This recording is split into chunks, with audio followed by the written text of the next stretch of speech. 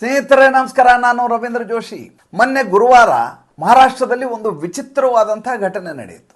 ಏನಪ್ಪ ಅಂತಂದ್ರೆ ಮಹಾರಾಷ್ಟ್ರ ಸರ್ಕಾರ ಈಗ ಇರುವಂಥದ್ದು, ಆ ಸರ್ಕಾರ M S B W Maharashtra state board of Waqf ಅಂತ, ವಕ್ಫ್ ಬೋರ್ಡ್ಗೆ 10 ಕೋಟಿ ರೂಪಾಯಿಯನ್ನು ಇದ್ದಕ್ಕಿದ್ದ ಹಾಗೆ ಬಿಡುಗಡೆಯ ಆದೇಶವನ್ನು ಮಾಡುತ್ತೆ.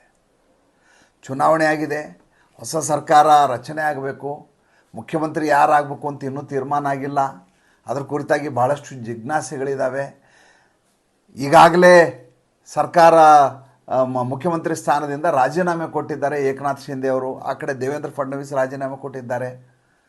ಇಂಥ ಸಂದಿಗ್ಧ ಸಂದರ್ಭದಲ್ಲಿ ಸರ್ಕಾರ 10 ಕೋಟಿ ರೂಪಾಯಿನ ಈ ವಕ್ಫ್ ಮಂಡಳಿಗೆ ಬಿಡುಗಡೆ ಮಾಡಿಬಿಡುತ್ತೆ. ಇದ್ದಕ್ಕಿದ್ದ ಹಾಗೆ ಎಲ್ಲರಿಗೂ ಹುಬ್ಬೇರಿಸುವ ಹಾಗೆ ಆಗತ್ತೆ. ಏನಿದು ಘಟನೆ ಹಿಂಗಾಗೋಯ್ತಲ್ಲ ಅಂತ ಎಲ್ಲ ಚಾನಲ್ಗಳಲ್ಲಿ ದೊಡ್ಡದಾಗಿ ಬಿಂಬಿಸಲಿಕ್ಕೆ ಶುರು ಮಾಡ್ತಾರೆ. ವಕ್ಫ್ ಬೋರ್ಡ್ಗೆ 10 ಕೋಟಿ ರೂಪಾಯಿ ಬಲಪಡಿಸಲಿಕ್ಕಾಗಿ, ವಕ್ಫ್ ಬೋರ್ಡನ್ನು ಬಲಪಡಿಸಲಿಕ್ಕಾಗಿ 10 ಕೋಟಿ ರೂಪಾಯಿಯನ್ನು ಮಹಾರಾಷ್ಟ್ರ ಸರ್ಕಾರ ಬಿಡುಗಡೆ ಮಾಡ್ತಾ ಇದೆ ಅಂತ ಆದೇಶ ಬಂದಿದೆ. ಕಕ್ಕಾಗಿ ಬಿಕ್ಕಿ ಆಗಿಬಿಡ್ತಾರೆ ದೇವೇಂದ್ರ ಫಡ್ನವೀಸು. ಏನ್ರಿ ಇದು ವಿಚಿತ್ರ, ಇದು ಹೆಂಗೆ ಸಾಧ್ಯ? ಇದು ಫೈನಾನ್ಸ್ ಡಿಪಾರ್ಟ್ಮೆಂಟ್ ಇರೋದು ಯಾರ ಕೈಯಲ್ಲಿ? ಅಜಿತ್ ಪವಾರ್ ಕೈಯಲ್ಲಿ. ಮುಖ್ಯಮಂತ್ರಿ ಏಕನಾಥ್ ಶಿಂದೆ. ಕಾರಣ ಕೇಳಿದರೆ ಇಲ್ಲ, 2024-25 ಬಜೆಟ್ನಲ್ಲಿ ನಾವು ಅವರಿಗೆ 20 ಕೋಟಿ ರೂಪಾಯಿನ ಎತ್ತಿಟ್ಟಿದ್ವಿ ವಕ್ಫ್ ಬೋರ್ಡನ್ನು ಬಲಪಡಿಸಲಿಕ್ಕೆ ಅಂತ. ಅಂದರೆ ಸಂಪೂರ್ಣವಾಗಿ ಅದು ಕಂಪ್ಯೂಟರೈಸ್ ಆಗಬೇಕು, ಡಿಜಿಟಲೈಸ್ ಮಾಡಿ ಎಲ್ಲವನ್ನೂ ದಾಖಲಾತಿಗಳನ್ನ ಅದರಲ್ಲಿ ಹಾಕುವ ಹಾಗೆ ಮಾಡಲಿಕ್ಕೆ ಅವ್ರಿಗೆ 20 ಕೋಟಿ ರೂಪಾಯಿ ಎತ್ತಿಟ್ಟಿದ್ವಿ. ಆ ದುಡ್ಡಲ್ಲಿ 10 ಕೋಟಿ ರೂಪಾಯಿಯನ್ನು ಈಗ ಅವರಿಗೆ ಬಿಡುಗಡೆ ಮಾಡಲಾಗ್ತಾ ಇದೆ. ದೇವೇಂದ್ರ ಫಡ್ನವೀಸು ಇದ್ದಕ್ಕಿದ್ದ ಹಾಗೆ ವ್ಯಗ್ರರಾಗಿಬಿಡ್ತಾರೆ. ಆದವರೇ ನೇರವಾಗಿ ಮಂತ್ರಾಲಯದಲ್ಲಿರುವಂಥ ಅಧಿಕಾರಿಗಳನ್ನ ತರಾಟೆಗೆ ತೆಗೆದುಕೊಂಡು ಯಾರನ್ನ ಕೇಳಿ ದುಡ್ಡನ್ನು ಬಿಡುಗಡೆ ಮಾಡ್ತಾ ಇದ್ದೀರಿ ಅಂತ. ವಕ್ಫ್ ಬೋರ್ಡ್ನವ್ರು ಖುಷಿಯಾಗಿಬಿಡುತ್ತೆ, ಸರ್ಕಾರ ಬಿದ್ದೋಯ್ತು, ನಾವು ಇವರು ವಿರುದ್ಧ ಓಟನ್ನು ಹಾಕಿದ್ವಿ, ನಾವೇನೋ ಗೆಲ್ಲಿಲ್ಲ, ಬೇರೆ ವಿಚಾರ ಆಯಿತು, ಆದರೆ ನಮಗೆ ದಕ್ಕಬಹುದಾದ ದುಡ್ಡು ಬಂತಲ್ಲ ಅಂತ ಮೌಲ್ವಿಗಳಿಗೆ ಏನು ಹಬ್ಬವೋ ಹಬ್ಬ, ಮನೆಯಲ್ಲಿ ಸುರ್ಕುಂಬ ಮಾಡಿಕೊಂಡು ಬಿರಿಯಾನಿ ಮಾಡ್ಕೊಂಡು ತಿಂದದ್ದು 10 ಕೋಟಿ ರೂಪಾಯಿ ಬಂದುಬಿಟ್ಟಿದೆ ಅಂತ. ಯಾವಾಗ ದೇವೇಂದ್ರ ಫಡ್ನವೀಸ್ ನೇರವಾಗಿ ಏಕನಾಥ್ ಶಿಂದೆಗೆ, ಅಜಿತ್ ಪವಾರ್ಗೆ ಫೋನ್ ಮಾಡಿ ಇದು ಮಾಡಿದ್ದು ಭಾರಿ ತಪ್ಪು, ಈ ರೀತಿ ಮಾಡಿದರೆ ಭಾಳ ದೊಡ್ಡ ಆಗ್ಬಿಡ್ತದೆ, ಆಭಾಸ ಆಗುತ್ತೆ, ಇಡೀ ದೇಶದಲ್ಲಿ ವಕ್ಫ್ ಬೋರ್ಡನ್ನು ಬಂದ್ ಮಾಡಬೇಕು ಅಂತ ಓಡಾಡ್ತಾ ಇದ್ದಾರೆ ಅವರು, ಇನ್ನಿಲ್ಲದ ಹಾಗೆ ಎಲ್ಲಿ ಬೇಕಲ್ಲಿ ಆಸ್ತಿಗಳನ್ನು ತಮ್ಮ ಆಸ್ತಿ ಅಂಥೇಳಿ ಎಲ್ಲ ಕಡೆ ಘೋಷಿಸ್ಕೊಳ್ಳಿಕ್ಕೆ ಶುರು ಮಾಡಿದ್ದಾರೆ ಅಕ್ರಮವಾಗಿ. ಅಂಥ ಸಂದರ್ಭದಲ್ಲಿ ಅವ್ರಿಗೆ ನೀವು ಫಂಡ್ ರಿಲೀಸ್ ಮಾಡಿದ್ರಿ ಏನ್ರಿ ಅರ್ಥ ಅಂತ ಉಗಿತರ್ಕೆ ಆಕರ್ಷಿ. ಉಗಿದ ಮೇಲೆ ಈ ಆದೇಶವನ್ನು ವಾಪಸ್ ತೆಗೆದುಕೊಳ್ಳಲಾಗತ್ತೆ ಶುಕ್ರವಾರ ದಿವಸ. ಅಲ್ಲಿಗೆ ಹೋಗಬಹುದಾದಂಥ 10 ಕೋಟಿ ರೂಪಾಯಿಯನ್ನು ತಪ್ಪಿಸಿದ ಹಾಗೆ ಆಗತ್ತೆ.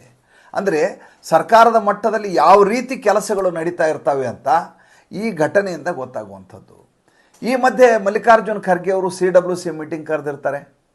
ಯಾವ ಕಾರಣಕ್ಕೆ ನಮ್ಗೆ ಹರಿಯಾಣದಲ್ಲಿ ಸೋಲಾಯಿತು, ಯಾವ ಕಾರಣಕ್ಕಾಗಿ ಮಹಾರಾಷ್ಟ್ರದಲ್ಲಿ ನಮ್ಗೆ ಸೋಲಾಯಿತು, ಮೊನ್ನೆ ಲೋಕಸಭಾ ಚುನಾವಣೆಯಲ್ಲಿ ಜನ ನಮ್ಮ ಪರವಾಗಿದ್ದರು, ರಾತ್ರೋರಾತ್ರಿ ಹೇಗೆ ಬದಲಾಗ್ಬಿಟ್ರು, ಇದ್ರ ಕುರಿತಾಗಿ ಮಂಥನ ಆಗಬೇಕು, ಆತ್ಮವಿಮರ್ಶೆ ಆಗಬೇಕು, ಎಲ್ಲರೂ ಬರಬೇಕು ಅಂತ ಸಭೆ ಕರೆದಿರ್ತಾರೆ.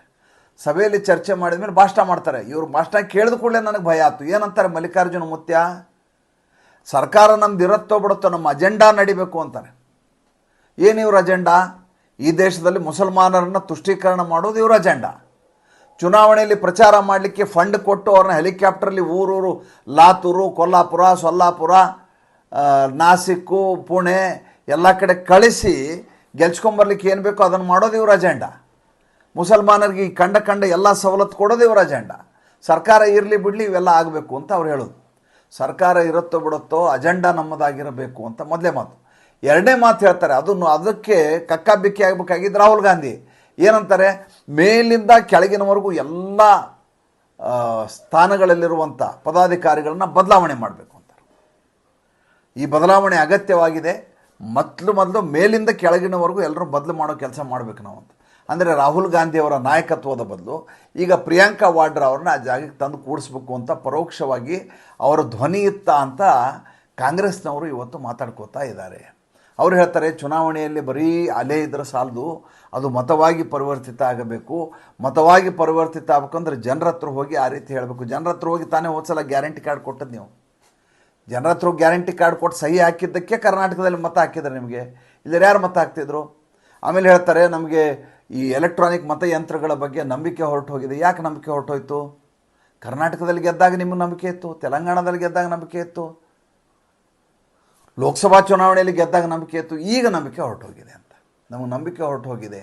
ಈಗ ಸಮಸ್ಯೆ ಆಗಿದೆ ಏನಂದರೆ ಮಲ್ಲಿಕಾರ್ಜುನ ಮೂರ್ತಿಯಾಗೆ ತಮ್ಮ ಸ್ಥಾನ ಸುಭದ್ರವಾಗಿರ್ಲಿಕ್ಕೆ ಸಾಧ್ಯ ಇಲ್ಲ. ಇನ್ನು ಪದೇ ಪದೇ ಇದೇ ರೀತಿ ಮತ್ತೆ ನಾಳೆ ದಿಲ್ಲಿಯ ಚುನಾವಣೆ ಬರುತ್ತೆ, ಅದಾದಮೇಲೆ ಬೇರೆ ಬೇರೆ ಚುನಾವಣೆಗಳು ಬರ್ತವೆ. ಬಂದ ಸಂದರ್ಭದಲ್ಲಿ ಪ್ರತಿ ಬಾರಿ ಸೋಲಾದಾಗ ರಾಹುಲ್ ಗಾಂಧಿ ಅವರ ತಲೆ ಕಟ್ಟಕ್ಕಾಗಲ್ಲ. ಆ ಜವಾಬ್ದಾರಿಯನ್ನು ನಾ ತೆಗೋಬೇಕು, ಅದರ ಹೊಣೆಯನ್ನು ನಾ ಹೊತ್ಕೋಬೇಕಾಗತ್ತೆ. ನನಗಿನ್ನು ಮುಂದೆ ಇಲ್ಲಿ ಭವಿಷ್ಯವಿಲ್ಲ ಅನ್ನೋದು ಮಲ್ಲಿಕಾರ್ಜುನ ಮೂರ್ತಿಯಾಗೆ ಸ್ಪಷ್ಟವಾಗಿ ಗೊತ್ತಾಗಿದೆ. ಹೀಗಾಗಿ ಈ ರೀತಿ ಬದಲಾವಣೆಯ ಮಾತನ್ನು ಅವ್ರು ಆಡ್ತಾ ಇದ್ದಾರೆ. ಅಲ್ಲಿಗೆ ಒಂದು ಸ್ಪಷ್ಟ ಆಯಿತು. ಈಗ ಎರಡು ಗುಂಪು ಏನಿದ್ದು, ರಾಹುಲ್ ಗಾಂಧಿಯವರ ಗುಂಪು ಮತ್ತು ಸೋನಿಯಾ ಗಾಂಧಿ ಗುಂಪು, ಅದರ ಜೊತೆ ಮೂರನೇ ಸೇರಿಕೊಳ್ಳುತ್ತೆ ಪ್ರಿಯಾಂಕಾ ವಾಡ್ರಾ ಅವರ ಬಣ ಅಂತ. ಸ್ವಲ್ಪ ದಿವಸ ಕಾದು ನೋಡಿ ಯಾವ ರೀತಿಯಾದಂಥ ವಿದ್ಯಮಾನಗಳು ನಡೀತವೆ ಅಂತ. ರಾಜಕೀಯ ವಿಶ್ಲೇಷಣೆ ಮಾಡುವುದಕ್ಕಿಂತ ಹೆಚ್ಚಾಗಿ ನೋಡೋದ್ರಲ್ಲಿ ಹೆಚ್ಚು ಖುಷಿ ಇರುತ್ತೆ. ಅದ್ರ ಬಗ್ಗೆ ಮತ್ತೆ ಮಾತಾಡೋಣ. ಸಂಚಿಕೆ ಇಷ್ಟ ಆಗಿದರೆ ಲೈಕ್ ಮಾಡಿ, ಫಾಲೋ ಮಾಡಿ, ಶೇರ್ ಮಾಡಿ. ದಯವಿಟ್ಟು ನಮ್ಮ ಮುಕ್ತ ಪತ್ರಿಕೋದ್ಯಮಕ್ಕೆ ಆರ್ಥಿಕವಾಗಿ ಬೆಂಗಾವಲಾಗಿ ನಮಸ್ಕಾರ.